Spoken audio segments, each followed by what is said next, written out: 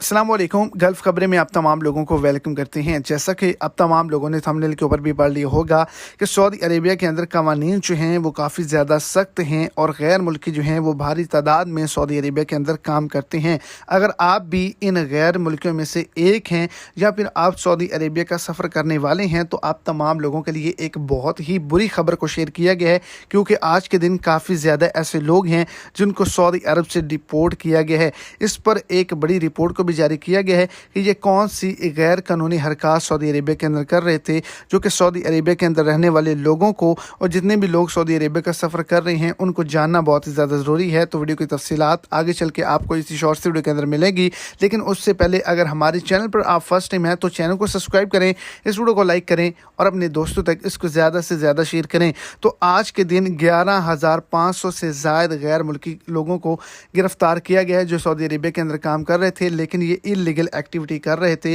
इकामा कवानीन की खिलाफ वर्जी कर रहे थे, कानून लेबर की खिलाफ वर्जी कर रहे थे, कानून रोज़गार की खिलाफ वर्जी कर रहे थे, इसके अलावा कानून मेहनत की खिलाफ वर्जी कर रहे थे, इलीगल एक्टिविटी के अंदर शामिल थे, सरहद अबूर करके सऊदी अरेबिया से दाखिल या खारिज होने की कोशिश कर रहे थे, जिनको गिरफ्तार किया गया और आज के दिन सऊदी अरब से डिपोर्ट किया गया।